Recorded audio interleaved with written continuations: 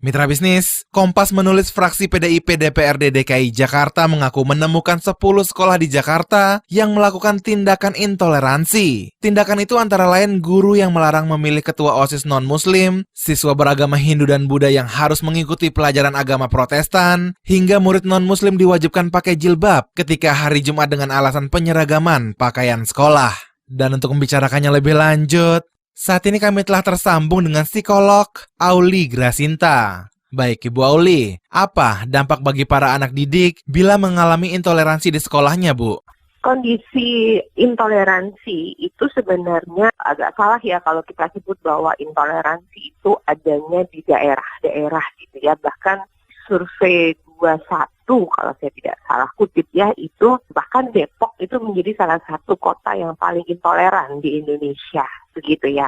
Dalam artian tidak ada linearitas antara intoleransi dengan apakah satu kota itu maju atau tidak. Hal-hal intoleransi ini memang sudah menjadi masalah bagi kita di negara yang memang sebetulnya jelas-jelas kita Bhinneka Tunggal Ika. Apa sih dampaknya buat anak? Nah tentu ini jadi sangat berbeda-beda begitu ya. Yang pertama adalah dampaknya tergantung dari usia gitu ya. Dan yang kedua juga ada terkait dengan faktor latar belakang keluarga. Ini juga sangat mempengaruhi begitu. Jadi ketika kalau misalnya intoleransi ini terjadi pada anak-anak itu usia lebih dini gitu ya, mungkin mereka akan bertanya ya secara kepada baik kepada orang tua maupun kepada guru, dan kemudian menyampaikan ini dengan baik kepada orang tua misalnya gitu ya. Dan mereka menjadi menemui biasanya ada yang disebut dengan disonansi kognitif gitu ya. Anak-anak ini kan tentunya juga mendapat pelajaran-pelajaran seperti kewarganegaraan, Pancasila begitu ya, yang kemudian mengatakan harus bertoleransi, harus menghormati setiap agama, harus menghormati pandangan-pandangan, sehingga di mereka terjadi disonansi kognitif gitu ya. Jadi apa yang mereka dapatkan, ajaran-ajaran mereka dapatkan dengan apa yang sesungguhnya mereka temui di lapangan, ini berbeda. Nah itu membuat mereka bingung gitu, sebenarnya yang mana sih gitu. Tapi ketika penekanan dilakukan secara masif gitu ya, terus-terusan, kemudian dia bukan dibully ya, tetapi ada faktor relasi gitu ya, gurunya terus-menerus menekan gitu. Tentunya akhirnya kan menjadi stres, akhirnya dia tidak bisa kemampuan akademiknya tidak bisa berkembang dengan optimal. Nah itu pada usia yang lebih rendah gitu. Nah pada usia yang agak menengah gitu ya, di kelas 6 sampai dengan SMP, ini kan memang masa remaja ya, masa mereka mencari identity gitu ya, masa juga mereka kemudian melakukan rebel ya, melakukan pemberontakan itu pada masa itu gitu. Nah kalau ini terjadi pada masa itu, apa yang dilakukan? Anak bisa menunjukkan kegiatan-kegiatan yang sifatnya pemberontakan misalnya. Ya, ketika disuruh guru begitu, mungkin mereka diam tapi kemudian mengalihkan itu kepada hal-hal lain. Misalnya jadi membolos gitu ya.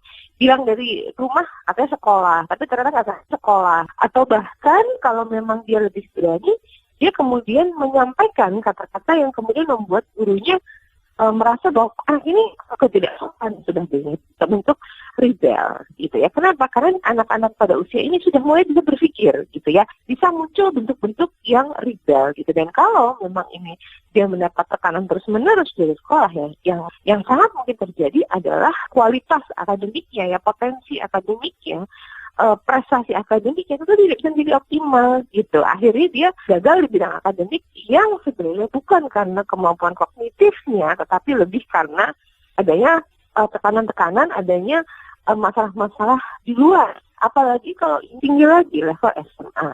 Level SMA itu sebenarnya kalau dari segi perkembangan dia sudah masuk kepada abstract thinking, jadi dia sudah bisa mikir gitu ya, dia sudah bisa melakukan penalaran gitu. Sementara anak yang sudah masuk ke usia remaja yang akhir gitu ya, sebelum mereka memasuki masa dewasa ya, remaja yang sudah akhir, mereka jauh lebih bisa berpikir, mereka jauh lebih bisa kritis gitu ya, menanyakan sebenarnya alasannya apa dan sebagainya. Dan kalau ini mereka terjadi tekanan, hal yang sangat paling mungkin terjadi adalah yang pertama tentu saja ke akademik.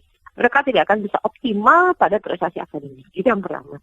Yang kedua tadi, sangat mungkin mereka melakukan tindakan-tindakan rebel. Ya, rebel itu bisa dalam bentuk ekspresif gitu ya. Tadi ya membolos atau kemudian mengucapkan kata-kata yang atau tindakan-tindakan yang tidak menurut orang dewasa tidak sopan, tidak baik dan sebagainya. Atau bahkan menghindari gitu ya. Akhirnya mereka diam, tapi kemudian menjadi merasa dibully, merasa teraniaya, dan akhirnya sama saja, akhirnya tidak bahagia atau tidak sehat secara mental begitu.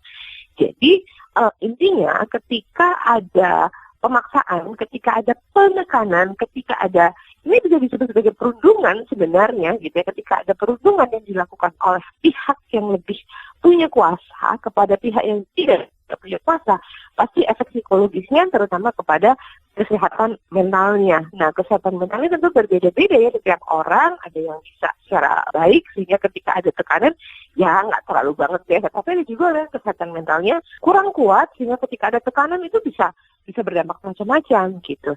Dan kalau ini dikaitkan dengan situasi pendidikan, maka yang paling berbahaya atau yang paling menyedihkan adalah nanti kaitannya dengan prestasi akademiknya. Begitu, Mas. Demikian psikolog Auli Grasinta. Saya Ari Yudi Istira.